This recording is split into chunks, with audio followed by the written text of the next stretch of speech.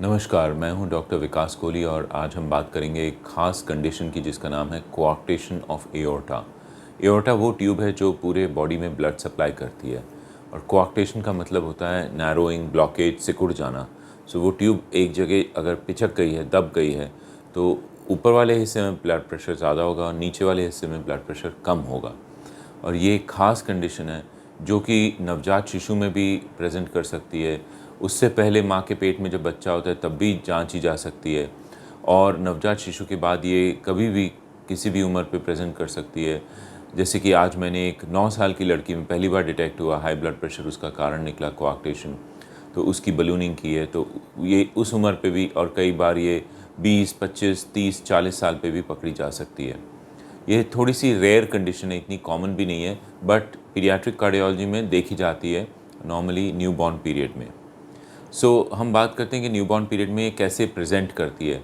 Newborn period में जब ये प्रेजेंट करती है कोआक्टेशन, तो इसके दो तरीके हैं। एक तो लंग्स या फेफड़ों का प्रेशर बहुत ज़्यादा दिखाएगी और बाकी हार्ट का फंक्शन कम हो जाएगा।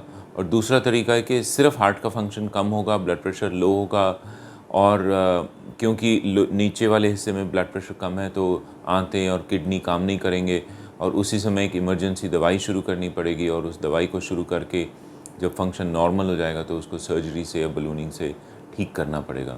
ये नवजात शिशु में रिपेयर की बात है।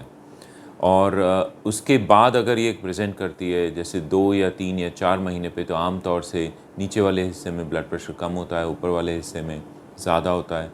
और ब्लड प्रेशर अगर चेक ना हो तो बच्चे की जो सिम्टम्स आपको दिखाई देंगे कि वो सांस तेज़ लेगा और फीड नहीं ले पाएगा, हार्ट का फंक्शन इको पे कम होगा या हार्ट बड़ा होगा या उसकी दीवार मोटी होगी और जो नैरोइंग है उसको, ब्लॉकेज है या सिकुड़ापन है उसको देखा जाएगा ख़ास इको से, तो वो नज़र आएगा।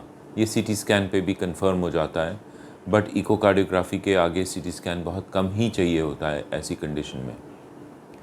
अब सवाल उठता है कि इसका इलाज क्या है। इसका इलाज 2 तरीक़ों से है, बलूनिंग से है और सर्जरी से है। नवजात शिशु में अगर हम करते हैं तो आम तौर से हम सर्जरी करना चाहते हैं। सर्जरी से एक बार में बच्चा ठीक हो जाता है और उसमें भी 10% चांस है कि दोबारा सर्जरी की चांस कभी पड़ेगी या बलूनिंग की चांस पड़ेगी। और अगर बलूनिंग से करते हैं तो फिर दोबारा बलूनिंग की चांस ज़रूर पड़ती है और उसके बाद आगे जाके फिर जब बच्चा बड़ा हो जाता है तो स्टेंट डलता है। इसका फ़ायदा ये है कि बच्चे को कभी हार्ट का ऑपरेशन नहीं चाहिए होता, बच्चा नॉर्मल हो जाता है, लेकिन कई बार 2 या कई बार 3 प्रोसीजर करने पड़ते हैं बलूनिंग के।